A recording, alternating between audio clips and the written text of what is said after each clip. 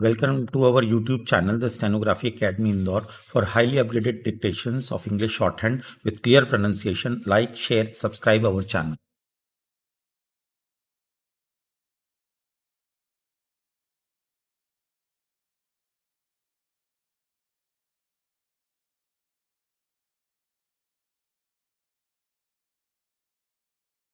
Kailash Chandra, transcription number 84. 80 words per minute. Kindly be ready. You have 5 seconds left. I am glad that the government is thinking in terms of the small growers. By all means, give them representation, but let not an attempt be made as though the bigger growers are not looking after the interests of the small growers, because that is far from the truth.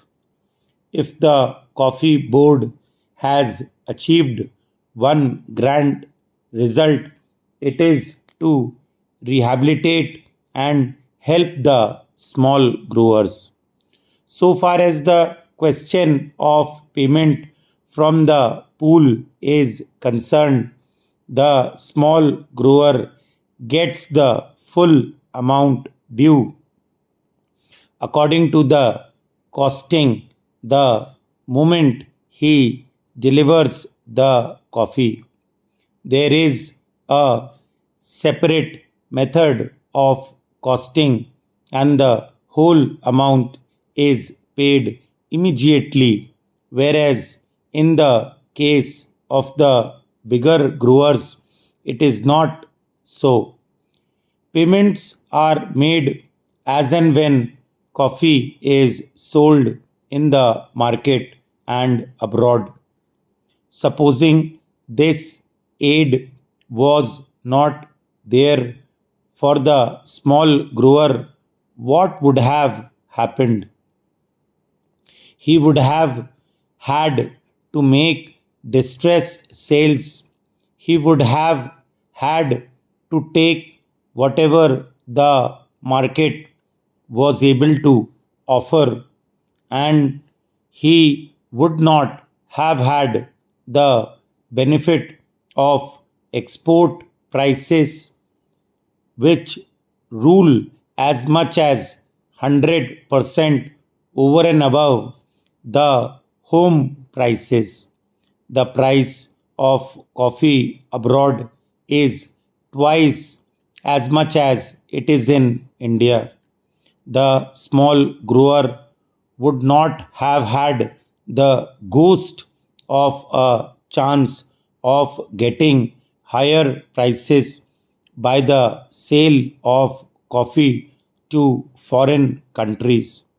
Not only that, he also gets his basic price immediately on delivery of the coffee to the pool.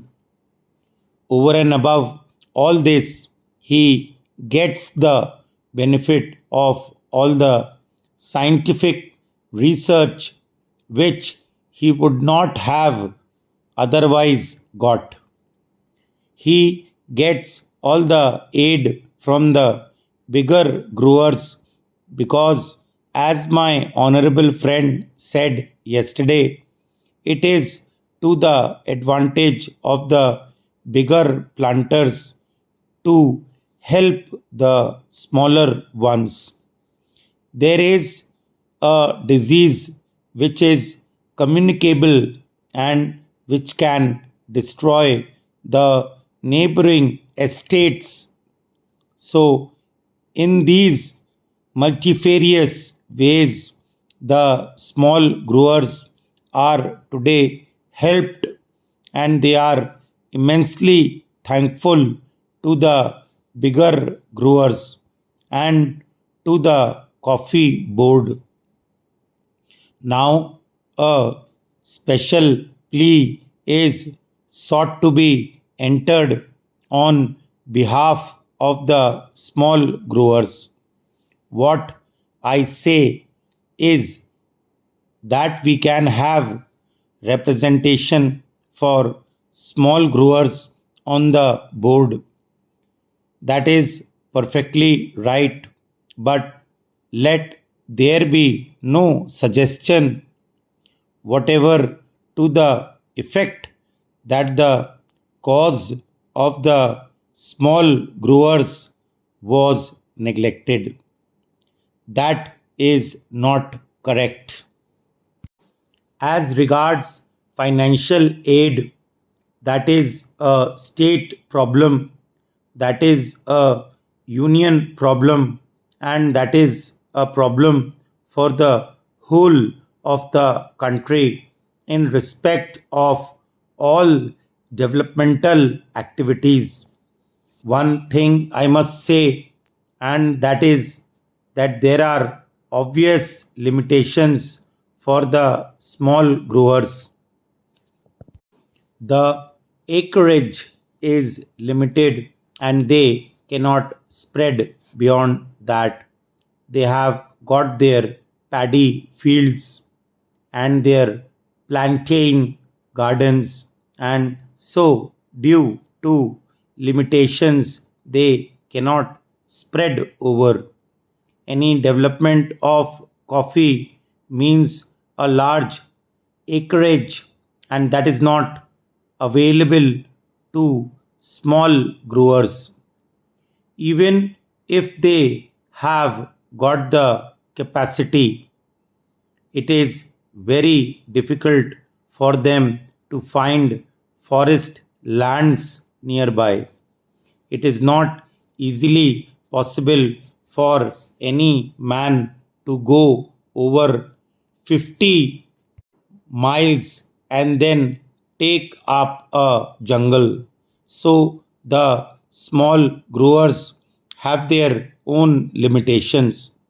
I am not going into that, but what I do say is that this idea introduced for the first time here in the parliament, that the interests of the small growers have got to be specially protected, is, I submit, a policy which will create a difference between the bigger grower and the small grower.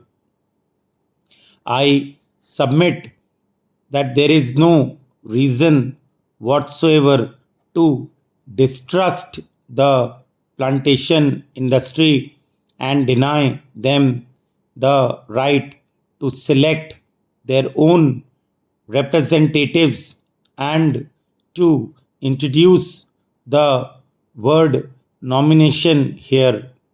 Why should we have nomination?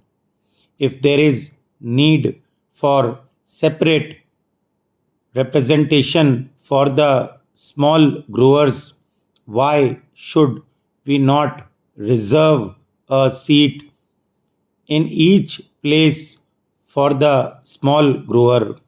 That is the easiest and the best way to give representation to the small growers.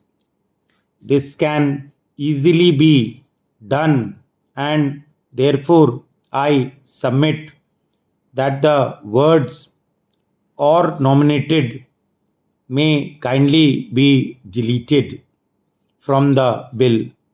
I do not know whether the procedure would permit of it, because there are certain difficulties, but in any case, if at least we get an assurance from my friend that these 12 are going to be elected, it would be something gained for a poor like me and for the industry. After the question of constitution of the board comes the question about the chairman. On that question, I hope, sir, that the House will kindly appreciate that for more than one reason it would not be the best arrangement to have a whole time appointed chairman. There are two suggestions in this connection. My honorable friend's suggestion is that it must be an elected office as hitherto. He has also said that out of the 13 years, only 1.5 years has there been a planter as chairman.